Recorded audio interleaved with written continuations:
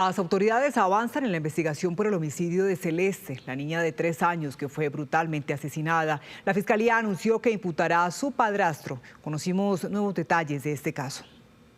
Este informe de la Policía Metropolitana de Bogotá reporta que a las 7:35 de la mañana del día 31 de mayo al hospital de Kennedy llega Celeste Morales Quevedo con signos de violencia y presunto abuso sexual. El informe dice que la persona que la llevó a la clínica es Lisette Franco. Yo lo único que la veo es moradita, su boquita, moradita, así desgonzadita total, porque es más, yo a la niña le di respiración boca a boca. Al momento de que yo le soplé la boquita a la niña, ella sacó demasiados mocos, o sea, como si nunca hubiera tenido un lavado, demasiados mocos y ya, desgonzadita, no esto, pero pues yo no sabía si estaba muerta, yo pensé que estaba algo, pero cuando ya llegué allá, la niña venía muerta. Lisette es la tía de Brian Ramírez Franco. Dice que llegó al lugar cuando su hermana, la madre del joven, quien hoy se encuentra capturado, la llamó a decirle que en su casa había sucedido algo en torno a Celeste. Camila Morales me hace varias llamadas desde las 6:19 de la mañana informándome que la niña estaba mal, que la niña no reaccionaba. ¿No le dijo si hubo una pelea o por qué no reaccionaba?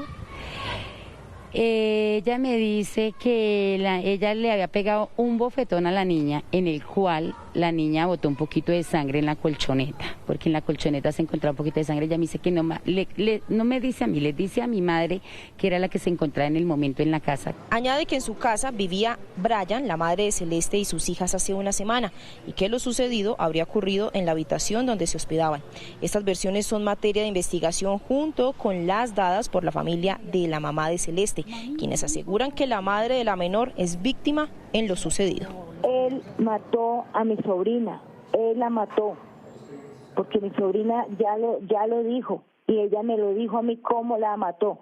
En este momento, Brian David Ramírez Franco se encuentra capturado por el delito de pornografía infantil y actos sexuales abusivos con menor de 14 años. Según la Fiscalía, en los próximos días será imputado por el homicidio de Celeste Morales Quevedo. Y a propósito de estos hechos, revisemos el alarmante panorama de casos de violencia contra niños, niñas y adolescentes en el país. Según datos de Medicina Legal, entre enero y marzo de este año se han registrado 443 muertes violentas de menores de edad, de las cuales 315 fueron niñas y 128 niños. El 29,7% de los casos de muertes corresponden a hechos de homicidio, con un reporte de 131 víctimas, en su mayoría adolescentes, es decir, entre los 12 y 17 años de edad. Ahora, las ciudades donde más casos de homicidios a menores de edad se reportan hasta el momento son, en su orden, Cali con 12 casos, Bogotá con 10 y en Barranquilla 9. Respecto a las cifras de homicidios de niños, niñas y adolescentes, desde la Fiscalía General de la Nación referencian un avance en el esclarecimiento de 282 casos de los registrados entre el 13 de febrero de 2023 y el 12 de febrero de este año, representando así un 50,8% de los casos conocidos. Entre los otros tipos de maltrato contra la niñez que enciende las alarmas en el país están los casos de presunto abuso sexual, con un total de 4.100 hechos entre enero y marzo de este año, de los 8.322 que se registran por diferentes contextos de violencia, como la violencia intrafamiliar con 1.748 casos, la violencia interpersonal con 1.781 casos y otros. Ahora, para analizar este triste panorama, le damos la bienvenida a esta hora a Esteban Reyes, director nacional de Aldeas Infantiles. Gracias por estar con nosotros aquí en Noticias Caracol, y comienzo inmediatamente por preguntarle precisamente qué es lo que está pasando con ese tipo de casos de maltrato infantil y cuáles son esos factores de riesgo que viven estos menores. Bueno, muchas gracias por el espacio para hablar de una situación que nos preocupa profundamente desde Aldeas Infantiles SOS. Somos una organización que hace más de 50 años trabaja en Colombia procurando que los niños crezcan con el derecho a la familia y no sean retirados de sus familias, y la principal causa por la cual los niños y las niñas son retirados de sus familias en Colombia, desafortunadamente, son los casos de violencia sexual.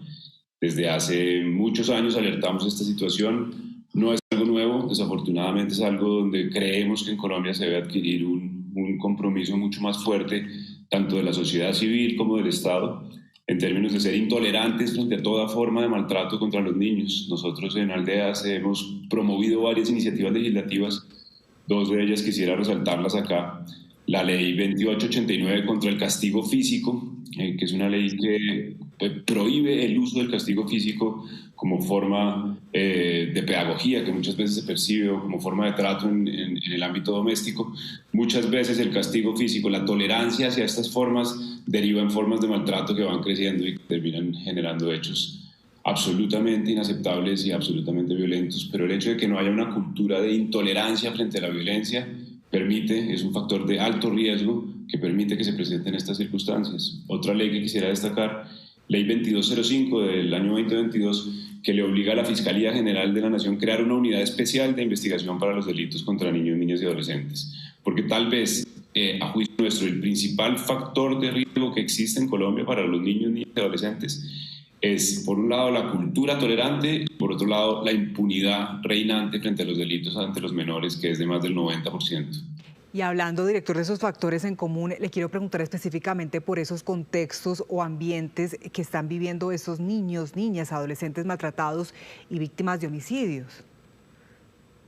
Los contextos pueden ser cualquiera. Desafortunadamente, este tipo de delitos no se ubican en un lugar específico. Si bien el ICBF tiene algunos estudios también de caracterizaciones a nivel regional, pero algo que sí es común a todos estos delitos es el lugar donde ocurren, en términos de que suelen pasar en el ámbito doméstico. Más del 90% de los casos de maltrato contra niños, niñas y adolescentes ocurren en sus propios hogares.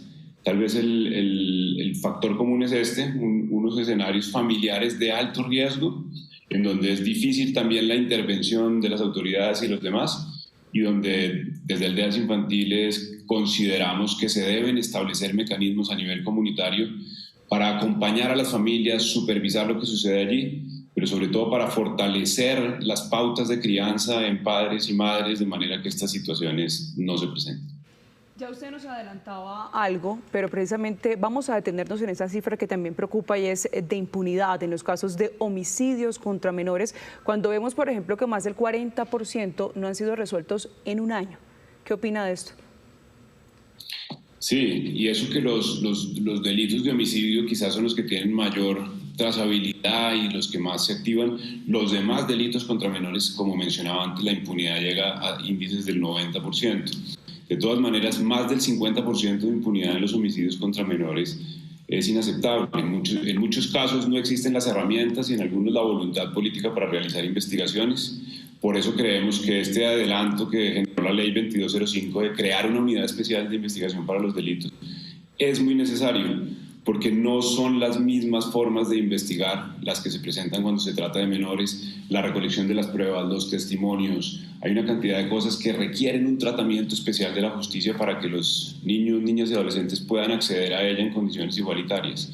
Y esto implica que el Estado genere mecanismos y genere también alternativas de investigación, de procesamiento, de sanción, que sean afines también a la situación de niños y niñas. En ese sentido, esperamos aún que la Fiscalía cree la unidad que le ordenó la ley y que esto constituya un avance significativo para atacar el flagelo de la impunidad en los delitos contra menores de edad.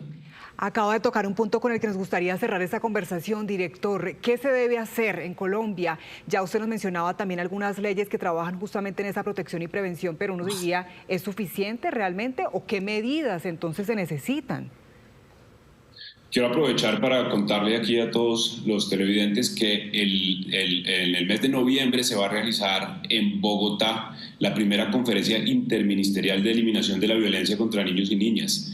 Están invitados ministros de 197 países adscritos a la Organización Mundial de la Salud, y en este escenario el Gobierno Nacional, el Sistema Nacional de Bienestar Familiar y varios ministerios están pensándose cómo articular unas estrategias pertinentes y efectivas para combatir la violencia contra niños y niñas. Y un factor que sale en todas estas conversaciones donde nosotros hemos estado desde Aldeas Infantiles como parte de la sociedad civil, un factor fundamental para esto es el fortalecimiento familiar. Lo más importante acá es prevenir. Hay que hacer acciones de protección, de cuidado, de atención a las víctimas, pero lo más importante es que esto no suceda, y creemos que la prevención se hace a través del trabajo con las familias.